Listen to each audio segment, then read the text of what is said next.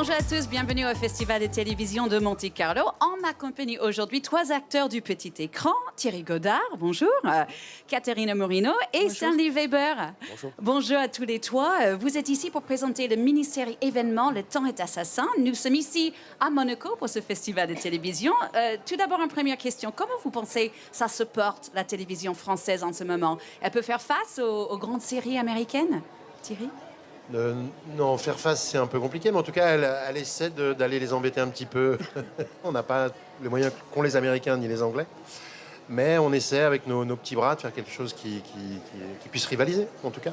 Le Temps est assassin est une mini-série de 8 épisodes qui a été montrée en avant-première ici au festival. On découvre les premières images. Ça fait 25 ans qu'ils sont morts. Mon père, ma mère, mon frère. Je retournerai jamais là-bas après ce qui s'est passé cet été. Ta mère est morte il y a 25 ans. T'étais là. On a remué ciel et terre.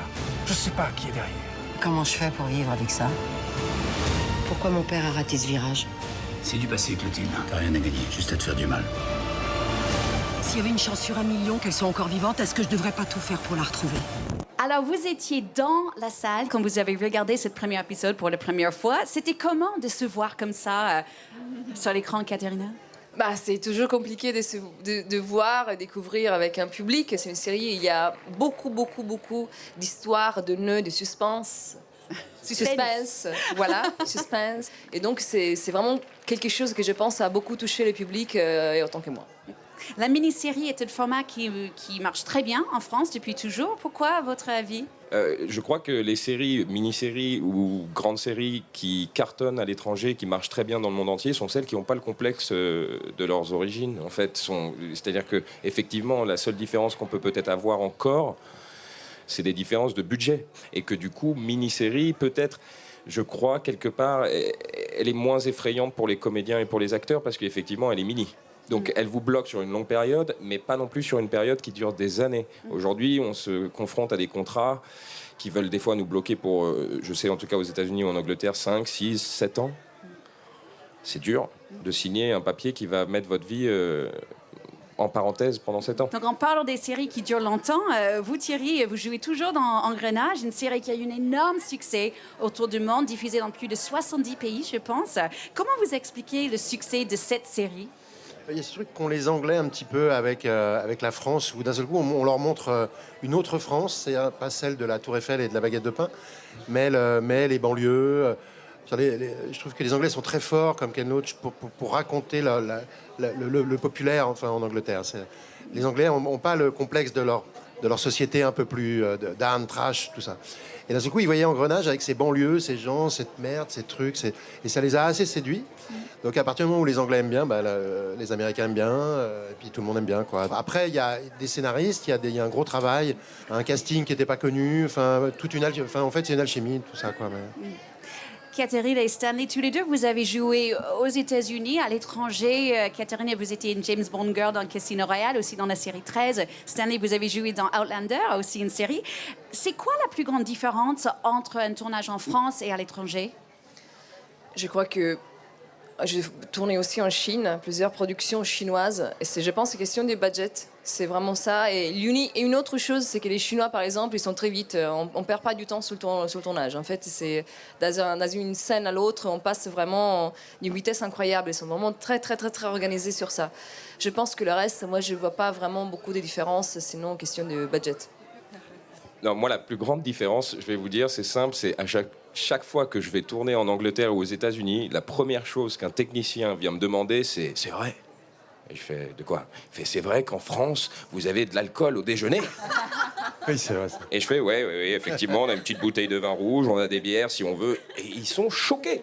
Mais vraiment choqués. Les Anglais, dans leur culture... Ils sont pas capables de boire. Non, voilà, c'est ce qu'il m'expliquait. Moi, je disais, mais pourquoi? Il disait, nous, si on commence à picoler au déjeuner... à 15h, je vais pas t'installer ton travelling, c'est sûr. Je serais complet. Bon. Donc c'était plutôt celle-là. Après, moi j'aime beaucoup les tournages à l'étranger parce qu'effectivement, je me retrouve avec beaucoup d'acteurs européens, pas que des Anglais, pas que des Américains, mais des Allemands, des Italiens, Polonais, des Danois, et c'est très, très, très, très agréable de comparer de voir effectivement que culturellement, on vient tous peut-être soit d'écoles d'art dramatique, soit pas du tout, de cinéma, de télé, et on a tous des manières de travailler très différentes, mais on va tous dans le même sens, et c'est très agréable.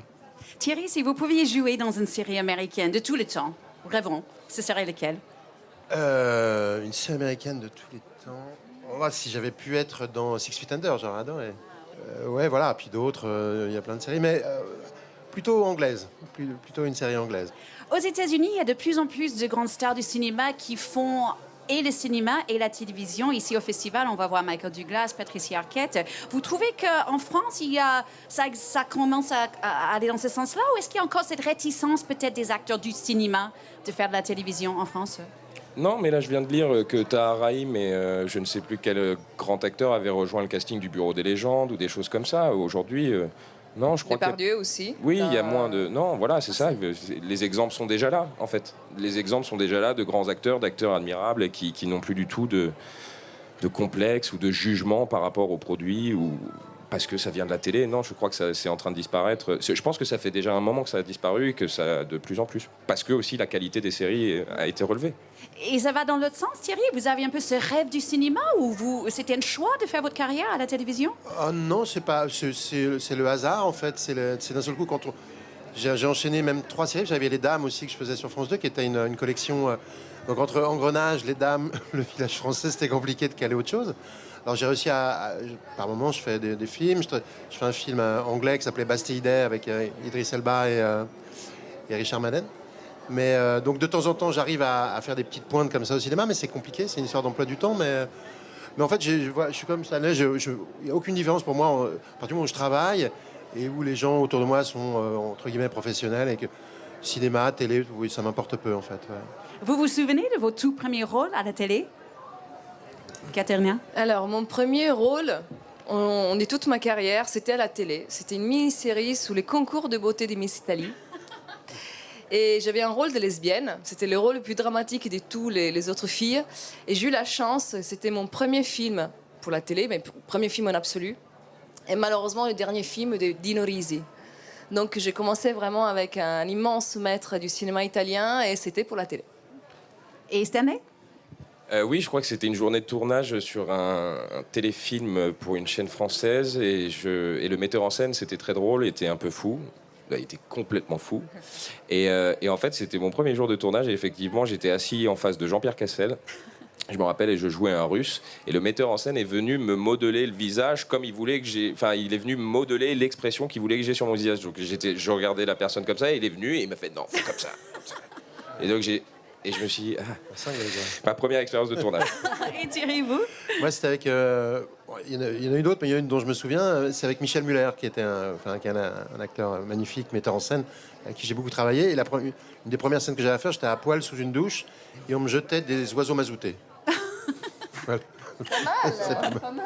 On est ici au Festival de télévision international. On voit de plus en plus de coproductions. Il y a une série en ce moment avec Poppy Montgomery en tête d'affiche qui s'appelle Reef Break, qui est coproduite avec une chaîne française et aux États-Unis et les Américaines. Est-ce que vous pensez qu'on va de plus en plus vers ces coproductions internationales dans le monde? Je trouve qu'en France, c'est compliqué parce qu'on est quand même pas très fort en anglais. Autant les Suédois, les Norvégiens... les Danois arrivent à faire des copros avec les Anglais, tout ça. Mais nous, j'ai l'impression qu'il y a cette barrière de la langue, même si c'est de plus en plus des jeunes acteurs comme Stanley parlent couramment anglais. Mais voilà, ma génération, un peu moins. Et je trouve que voilà, c'est un peu compliqué, je trouve. Mais c'est pour ça que moi, j'insiste et que je dis toujours aux jeunes acteurs qui ont envie de... Parce que la plupart des acteurs qui commencent ce métier rêvent de jouer en anglais, dans des films américains ou des films anglais, parce que c'est peut-être ceux dans lesquels ils ont grandi. Et j'insiste parce que ça vient, encore une fois, je pense, de quelque chose de culturel. Ça fait partie de l'éducation nationale. C'est-à-dire qu'il faut mettre des cours d'anglais beaucoup plus tôt. Le monde parle en anglais. Il faut qu'absolument les jeunes apprennent à parler anglais. Et après... l'accent français fascine. Ce qui gêne, c'est quand la volonté de l'acteur est presque de ne pas se faire comprendre parce qu'il parle trop tranquille. Et il y a une forme de diction à avoir en anglais qui fait que dès que vous êtes un acteur français qui fait un tant soit peu attention à votre articulation, vous paraissez tout de suite un produit qui a beaucoup de valeur parce que effectivement, il y a très peu d'acteurs français qui font cet effort. Et pourtant, ils veulent tous le faire. Mais je pense qu'il faut défendre aussi, sans être identitaire, mais il faut défendre cette langue française qui est quand même beaucoup plus riche que la langue anglaise. Non, je suis d'accord avec vous. C'est la lutte, les. Non, Je non, parle mais- d'Italie, hein. Comme ça, on va Non, mais rentrer la- au milieu. L'américaine, Regardez, l'italienne. c'est comme si d'un seul coup on voulait supprimer l'italien, qui est quand même la langue la plus merveilleuse du monde, Merci. qui est la plus Comment tu chantante. sais et- parler aux femmes. Non, c'est vrai, l'italien c'est quand même sublime. Donc il faut que chacun, voilà, on arrive à faire des choses et à se faire comprendre tous ensemble. En Italie, par exemple, ils commencent vraiment à faire beaucoup de coproductions avec des séries en anglais. Juste pour finir, on est ici au Festival international de Monaco. Vous avez pu faire des rencontres avec un acteur américain dont vous rêvez de rencontrer ou ça, vous avez... Moi, j'ai rencontré Stanley Weber, Thierry Godard, et j'étais ravie. Alors, je crois qu'il y a J'ai fait plein de Michael, il y photos a avec Michael eux. Douglas ici, non? Oui. Il est là? Oui. J'ai dîné avec lui aux Emmy Awards. Quand on était avec Engrenage, on avait eu un Emmy Award et il était à côté de moi, donc j'aimerais bien le revoir quand même parce que je dois lui manquer, je pense. Racontez, il vous a dit quelque chose? Il connaissait votre série? Alors il connaissait Engrenage un peu et puis donc au début il m'a rien dit, puis quand on a eu le prix après il est devenu plus sympa. Parce que c'est le prix du meilleure série internationale, c'est Oui, ça? c'était ça, ouais. Non, mais j'étais très très fier, très content d'être à côté de Michael Douglas que j'aime beaucoup. Ouais. Merci beaucoup à vous trois, Thierry Godard, Caterina Morino et Stanley Weber. Merci C'est à la vous. fin de cette édition de À l'affiche depuis le Festival de télévision de Monte Carlo. À bientôt.